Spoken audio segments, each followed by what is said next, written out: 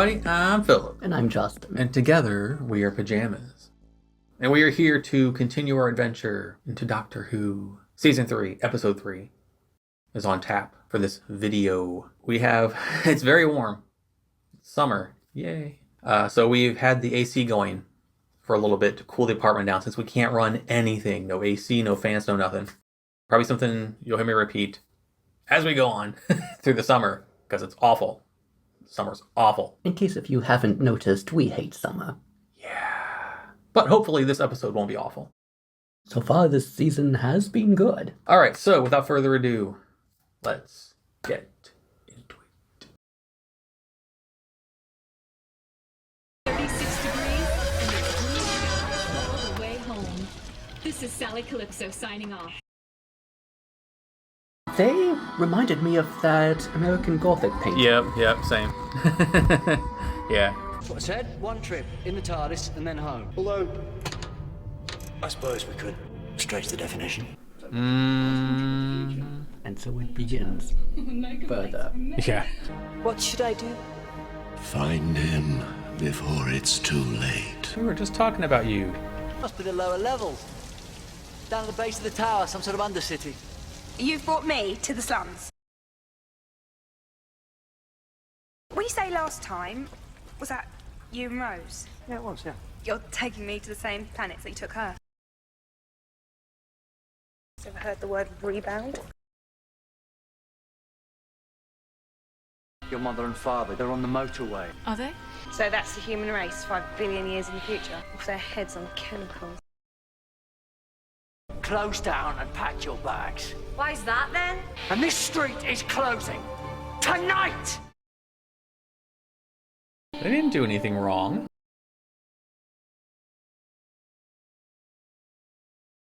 It's only 10 miles. How long's it going to take? About 6 years. We're just in time for him to start school.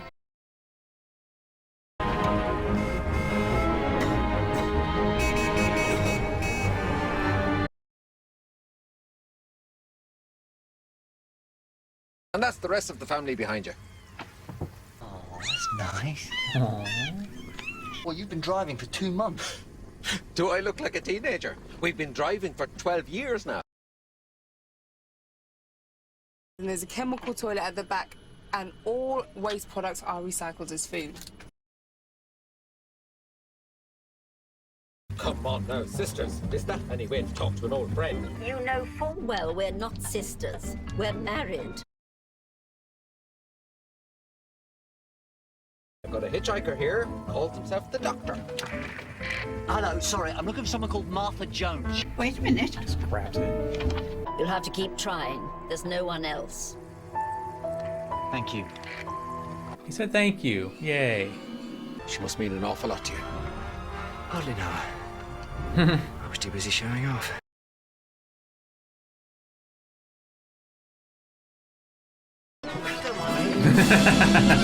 What are those shapes? They're alive. What the hell are they? A virus mutated inside the compound and became airborne. It killed the world in 7 minutes flat. Those people on the motorway aren't lost, Doctor. They were saved. The last act of the Senate was to declare New Earth unsafe. The automatic quarantine lasts for 100 years. Are you and him? Sometimes I think he likes me, but sometimes I just think he needs someone with him.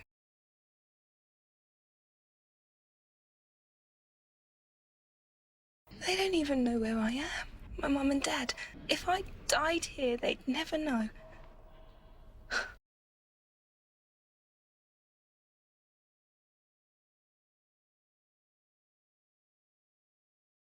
Don't you go dying on me, you big old face!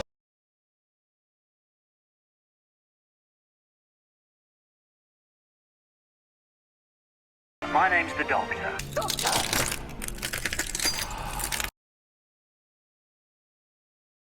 Come say hello. And this is Haim. She's a cat. My lord gave his life to save the city. And now he's dying. It says that the face of Bo will speak his final secret. You are not alone. I think got Nobbers Haim. Just what every city needs, cats in charge. Come on. You've got me. Is that what he meant? I don't think so. It really doesn't matter. You don't talk. You never say. I lied to you. Because I liked it.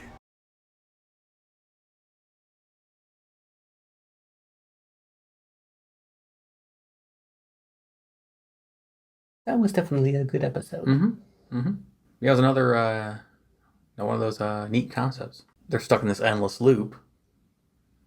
And at first it looks like someone's like some kind of prison. Like some voluntary prison. Like people above just don't care or forgot. And they're just stuck in that loop with the crab things. A bit of a social commentary on life, in a way. And then you find out, no, an airborne virus decimated the world in like 8 minutes.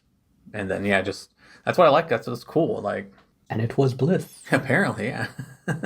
Which indeed is basically, well, with psychoanalysis's death instinct, that basically is ultimately what bliss is. Ultimate bliss is the cessation of everything. There's no more urge for anything. No desire. No craving. So yeah, it's just neat to tell the story, but tell like two sides of the coin. Where on one side, they look like prisoners, but on the other side, they're actually saved. Yes. And a very cool way to bring back the Cat Nun and Face of Bo. Very sad, very sad. It is. Because I like the Face of Bo. I thought he was a cool character. But then we got the You Are Not Alone. Like, ooh, is there another Time Lord? I did like when she's like, was he talking about me? No. That's fine. Well, not much of a romantic, is he? It's like she said, sometimes I think that he likes me. Sometimes I think he just wants somebody around. And yeah. Like, an objective view of what's really going on in the Doctor's head. Yeah. And like you said in, I think episode 1, hear the birds, it's late. Think of them as skiing with the people of the city. There you go, yeah. Like you said, she's able to read the Doctor. And I like that. She has that objective viewpoint. I'm really enjoying her as the companion. Like, it just makes all the episodes, so far, just seem just like, she's smart. And she finally convinced the Doctor to stop toying with her and to actually be serious with her and actually tell her something about himself. Yeah. I'm smiling because I'm picturing how Rose would have handled it, and we're gonna leave that alone. And that's what I like. That's what I wanted. I wanted just a sensible companion. She's great. She's everything that Rose wasn't. She thought, she's like, my mom and dad will never know what happened to me. Whereas other one was like, I don't give a fuck what anyone thinks. All I care about is what I want. Yeah, it's just she has empathy. And I think Rose lacked that. So, and Rose is the only companion we have to compare her to, so obviously I'm going to keep talking about her. Yes, she's very enjoyable. Very enjoyable. I am so far, very pleased with Martha. She seems to have pretty much solved the Doctor as far as his relationship with a companion. Yeah. Especially when she said something, was it rebound? Yeah. Which seemed to basically be what's going on. She isn't a fool. Yeah, exactly. Exactly, yes. She's not a fool. Whereas the other one would act rather foolish sometimes. Because Martha uses her head. Like, she's analytical. Rose wasn't. Rose was just led by her emotions way too much. She had like little glimmers of hope here and there, but she always fell back into, the trap that she, said in the most positive way possible. She followed her heart, perhaps too much. Yeah, exactly. But I had that whole love discussion while back. As said, Rose is the only person I have to compare Martha to, so I don't want the comparisons and he's still hammering the rose nail. Oh God, here we go again. I don't want to come off with some derangement or being noxious about it, but I appreciate what Martha brings to the table because she just almost proves everything that I said was right for me, because she's everything that I wanted from a companion for the Doctor, and it just further proves that everything that Rose was not working for me. And if it worked for you, totally cool. I find the people who defend Rose no matter what in that same vein of derangement and noxiousness. It goes both ways. I'm not being all like, ha ha ha, I was right. Ha ha ha ha ha ha ha ha ha ha. No, not at all. Like I've said before, if you liked Rose, totally cool. Then make a video, get on a platform, make a video why Rose is awesome. I'll watch it. I'll comment on it. Let me know. Let me know if you do. I totally will check it out. Defend Rose if you want. Unless there are videos out there that are people who love Rose. And I want it to be objective, not just because she thinks she's cute. She was. I mean, she's beautiful. So is Martha.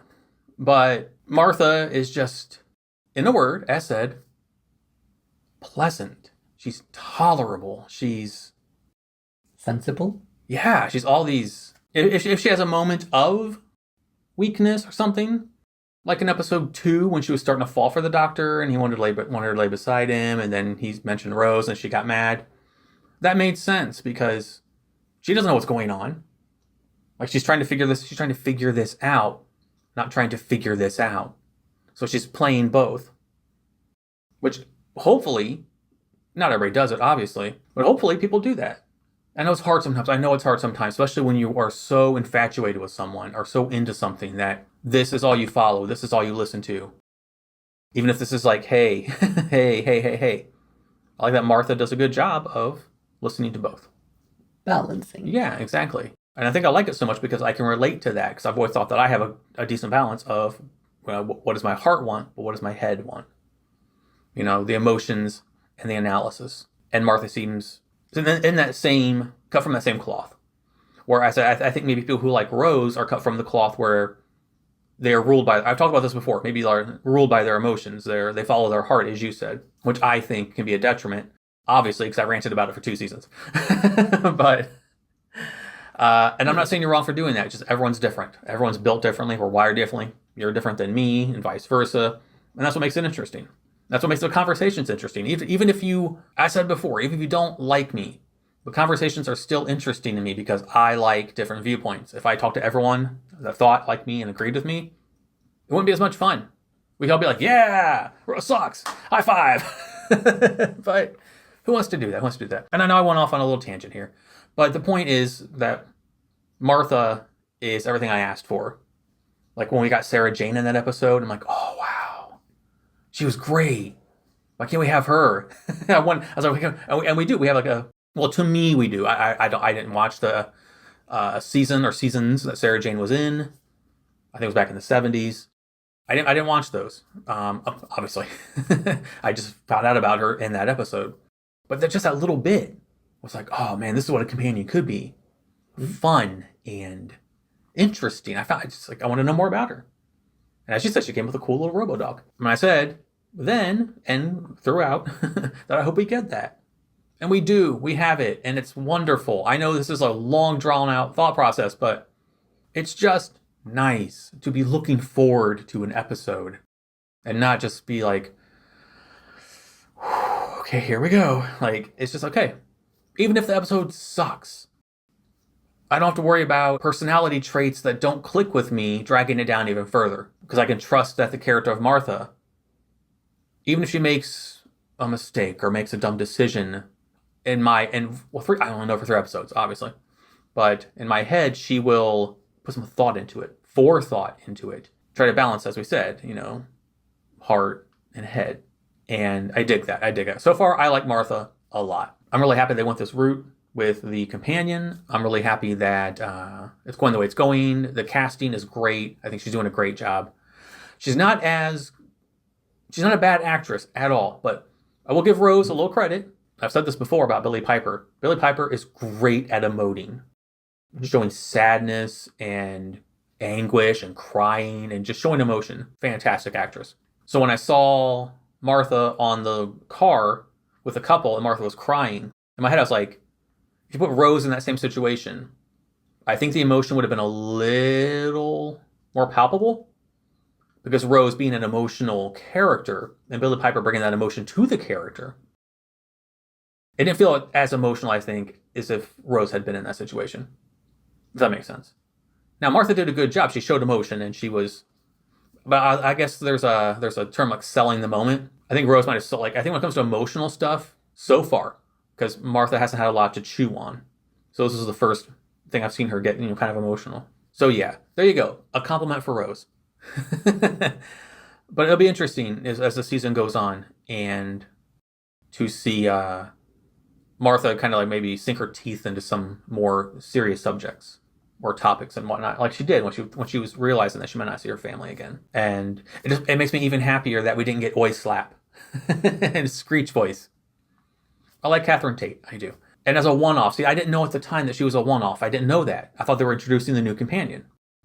So now going back and looking at it in that bubble, totally fine. She fit what she needed to fit. Like, she was the anti-Rose, And I think that's what people were telling me in the comments. So they were casting away from Rose, like someone that was unlikable, that was loud, that was kind of obnoxious. So it was on purpose. Well, I didn't know that at the time. In the bubble, yeah, totally fine. But I'm really glad that. And this has been like the Yay Martha, like the 20-minute long Yay Martha speech. But yeah, I'm really pleased. So yeah. Anything you want to say? I've dominated about Martha for like 5 million years. What did you like the most about the episode? What stuck out to you the most? The concept.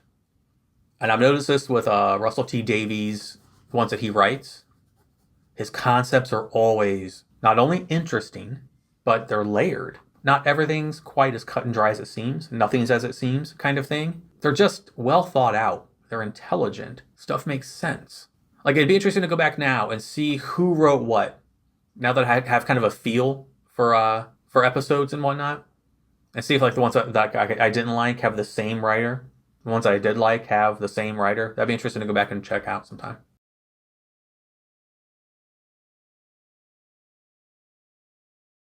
It was very thought-provoking. Mm-hmm. Imagine being on your way to something and never reaching the destination because the destination doesn't exist. Yeah.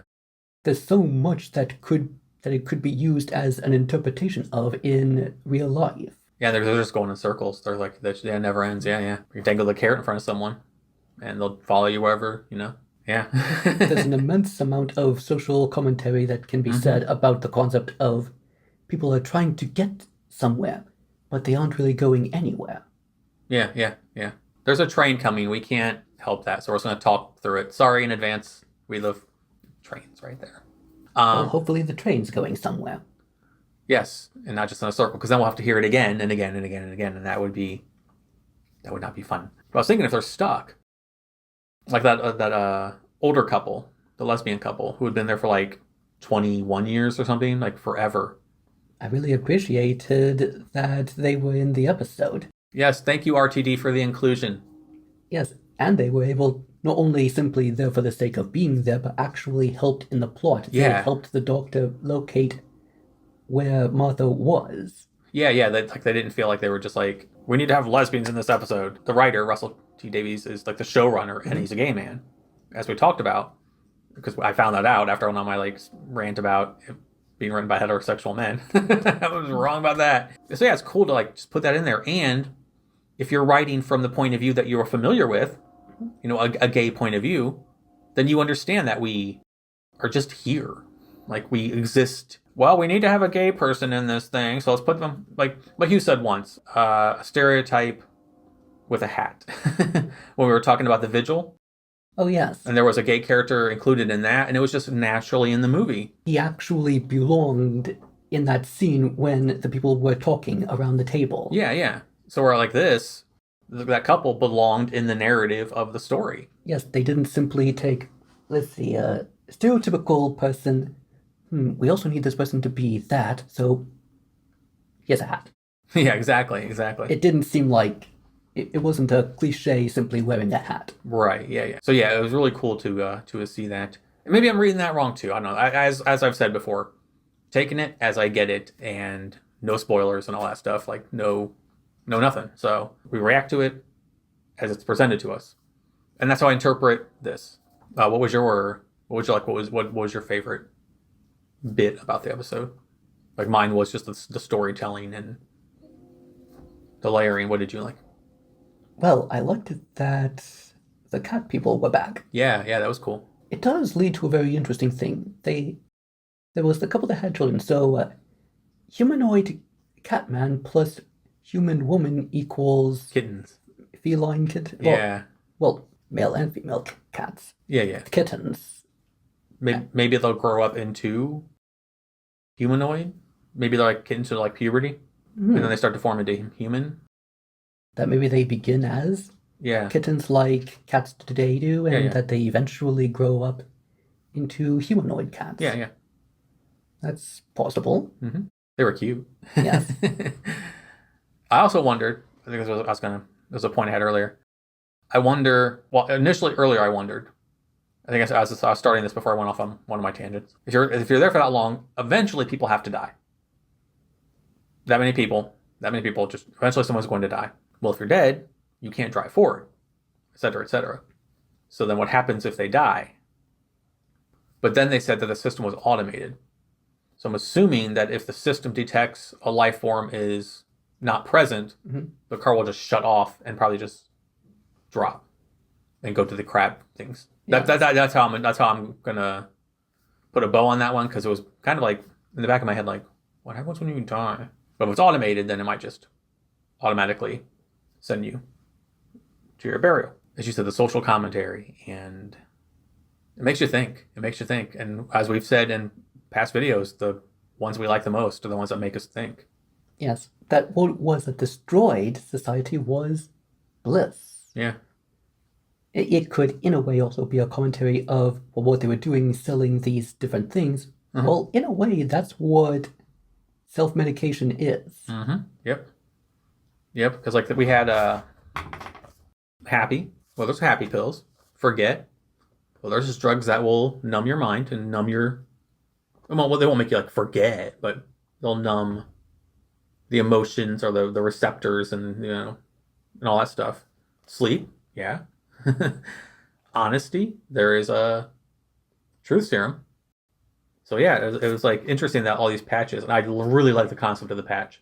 Yes, it really intrigued me, and it reminded me, well, not only of the death instinct that ultimately we are aiming towards death, because death is that state of stillness, right, in which we lack nothing. Mm-hmm. And it also reminds me of that peaceful, quiet death that Oscar Wilde mentioned. Yeah. It does seem that also, if you want total bliss, which basically would mean one would have to leave life, because life is filled with both not only bliss but also struggles, challenges. Yeah. It's like rise above existential, like kind of thing. Yeah, it's a really weighty concept when you think about it. And also explaining basically what drives the economics of pharmaceuticals. Yeah. You want to feel this way or that way, well, here's something that will take care of that. It is interesting that they'd be so cheap and readily available. I mean, considering we live in a society now where diabetics have to risk death because insulin manufacturers are just, So interesting that you could just buy them at the local alleyway stand for 2 credits. Although, then again, that is also basically the underground illegal drug. Yeah. Well, the people in the Senate, like, they had the things in the bliss, so. Yes, and, well, who says that people high up aren't allowed to also partake in things? Yeah. The law may, but, well, then again... I mean, we're talking about, like, 24 years later, so it may have just been, like, socially accepted thing, like cigarettes. Nicotine's a drug, but it's accepted. So maybe it was just like one of those things where, like, on the surface before everything shut down, it was just readily available. And then 24 years of nothing being forced underground made it that black market kind of feel. And also another good thing, another good way of using CGI and sets to build the mood. Like the alleyway didn't feel overly like a set. Where Bo was didn't feel overly like a set. The cars didn't feel, they were each like own little, they were sets obviously, but they didn't feel so much, like they didn't take me out of the experience, because I was like, it all made sense in the world building they were doing. So then it didn't feel manufactured, and I like that. And it's another good thing about the episode. Still, though, it may have been too rash for the whole street to be closed, because it is not really clear, did they actually do anything illegal, that the people selling those patches, that they had to be closed? Yeah, that incoming nitpicks. That if I had a nitpick and I was trying to avoid it, I was trying to avoid it, y'all. How many times do I have to say it? We can all say it together. 1, 2, 3. The doctor's kind of a dick. And he was in this episode too. I'm growing to accept this is just, like TJ pointed out to me in a non-spoilery way, that think of incarnations of the Doctor like a certain personality trait magnified. And in that personality trait, you have the positive side of it, but also the negative side of it. So he'll get stuff done, but he's kind of a dick. So I'm trying to keep that in mind too. That, this Doctor is different than the last Doctor because it's a different personality trait. So with that knowledge, I'm kind of trying to use that viewpoint to not bitch about it as much. But it's still very annoying the way the Doctor treats people. It's still very, very annoying the way he treats people. It sort of humanizes him in that it makes it so that he isn't, well, for lack of a better way of saying it this time, too perfect. To the point that he's more of a bore. Seems to basically be more of someone who's lecturing the audience instead of entertaining the audience. Yeah, I mean, I understand this is how he's written. I just think that it's what I'm guessing is what's in the mind of the writer. I'm also the kind of guy who doesn't find people like Gordon Ramsay in his show entertaining. I don't think being a dick to someone makes you entertaining. I just think it makes you a dick. And I get it. It's a character. This is a character. I get all that. But I'm not, this is just my mirroring of my own opinions and thoughts on what I'm seeing. I'm not entertained by that. Obviously, people like Gordon Ramsay are super popular. People like to see that weird like Schadenfreude. They like it. I don't. So when the Doctor gets like that, I find it irritating. Like I understand he wanted to save Martha, but he just do what I want, and what you need or what you've been doing doesn't matter. Just do what I want. Like with the couple, he's like, go. And they're like, absolutely not. Go. Case closed. We're not talking about her. Go. Shut up. And I was glad that they didn't go. I was. That would be the usual nitpick from the episode, was just how, and then the people at the alley, like, why are you being yes, your friend got taken. They didn't do anything wrong. They were just selling their patches. And I'm sure it could be justified and whatnot, but I just think sometimes it's unnecessary. And obviously it's a problem I've had with Tennant's Doctor for a while now. So it's like, kind of thing, but it comes up, and it was very, very apparent in this one. It wasn't bad enough to detract from the episode at all. It was just kind of like, all right. I also think it didn't bother me as much because the people were like fighting back. They were standing up to him. The people in the alley weren't. But he was a reactionary. His friend got taken, so he's going to react. But I think this Doctor just is reactionary a little too much. Like I can't imagine Eccleston's Doctor saying that. But he was more affable and more pleasant, in my opinion. I know Tennant's Doctor is beloved by pretty much the masses. He's like people's favorite Doctor, especially all my friends who watch Doctor Who. He's their favorite Doctor. So I think I have a couple of friends that are pretty unhappy with me that I'm not as big of a fan as they are. Which is, again, as said, it's fine. Opinions and thoughts and feelings are two-way roads. I'm not saying this is a one-way highway. We're not going in a loop. We're not stuck in traffic going in a loop. It goes everywhere. Theoretically for eternity. I mean, until... Yeah, I guess. This concludes Nitpicks. Can you imagine? I mean, I wouldn't have a problem being stuck in a car with you for a long time. Like, we actually bemoan the fact that we can't hang out and be together more. We've even said that we could probably hang out every single day together and have no problem with it. I still, though, would have to get used to the idea that... Eating, like, poop cakes? Yes, that basically... poop crackers? Consuming what I ate and what I drank over and over again. I would want to know, how clean is this? How sanitary is this? Is it going to have a nasty taste to it? Yeah. I also thought it was funny. I'm jumping to my notes also, because I've said like 99% of my notes. The only thing I haven't touched on, well, two things I haven't touched on. As he was car hopping, he's just like opening their hatches and leaving them open as like, obviously he can't close it as he drops down. I get that.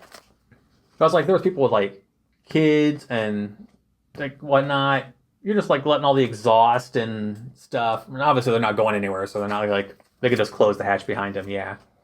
But it was just kind of funny. He's just like, hello, drop down, hatch is still open. Like, so they're all the noxious fumes. Said it again, noxious. All the noxious fumes are coming in. So yeah. And we were able to see the various characters of people in this city. Yeah, I thought you would have liked a bowler hat suit guy.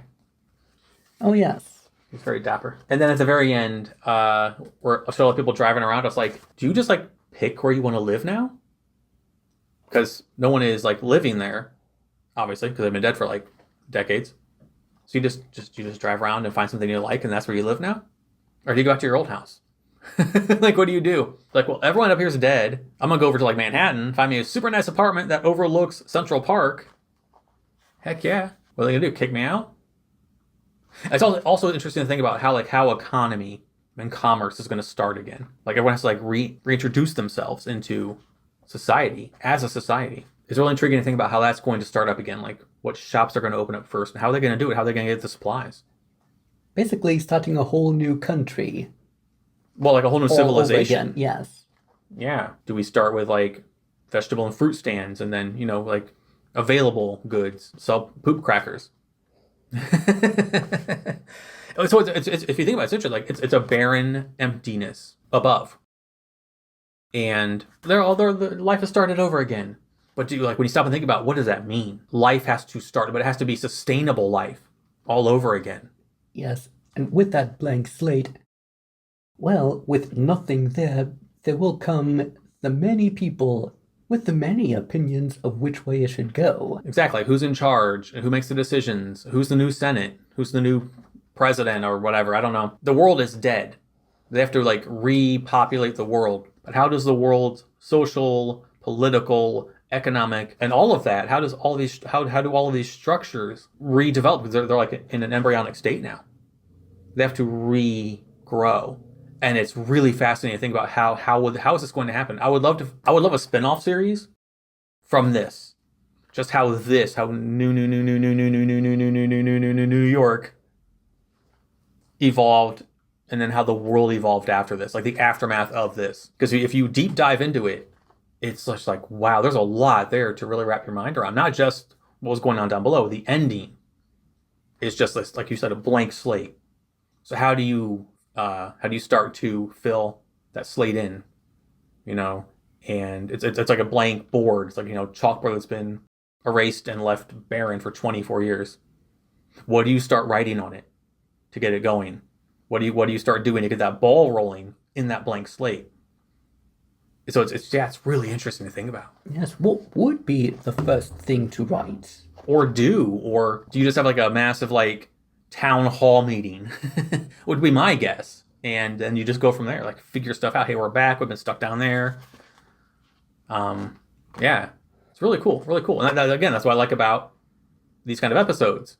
There's so much to sink your teeth into. And then the ending just looks like a happy ending. But if you think about it, it is a happy ending. But if you think about it, there's a lot of struggle ahead. And, trial by fire and learning by doing and all of this. And it's just beginning. It's like the end is the beginning. Hopefully some sort of intergalactic sort of agreement can be made. Yeah. Some sort of assistance. Yeah, hopefully they can like send a signal out or contact someone. Yeah. I would wonder possibly that they would have somewhere, a treaty somewhere that says that if this thing were to ever happen to a planet, then this is the way that it is to go. You're right. They probably do. Yeah. Well, I would hope so. Or they could be a bunch of independent... Well, they did say that there was that one rule where the planet was declared inhabitable. So it was like locked down for 100 years. Mm-hmm. So if that exists, there has to be a reopening, like a contact. Like someone has to know who to contact. And yeah, so yeah, you're right. That's probably how they would do it.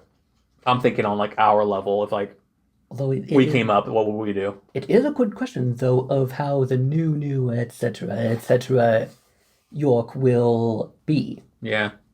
Yeah. Very cool. Very cool. And then everything else in my notes are for my patrons over on Patreon. So overall, yeah, as you can see, this has been a long one. So yeah, there's a lot to mull over and think about in this one. So I think it's a sign of a very well thought out and well presented episode. And we even had cats in it. We've had cats and little kittens too. Yes. Little kitties. I love kitties. So cute. Wish I wasn't allergic to them. Is there anything else that you'd like to add to? I don't think so. I think I've talked myself into like, and not even in a bad way. Usually it's like, Rose, blah, blah, blah, blah, blah. And I'm just like, I've talked a lot. And it's starting to get very warm in here. So, yeah. We'll have to turn the air conditioner and fans back on. Yeah. So to do that, we're going to have to wrap this one up. Is there anything else you'd like to add? Alrighty. Well, as said, that's going to wrap this one up. As always, I don't have a fancy outro, so I'll simply say thank you for watching, and we will see you in the next one. Until then, goodbye. Goodbye. And there, he made a compliment about Rose. Are you happy now? No, they're not. Well, there's simply no pleasing some people.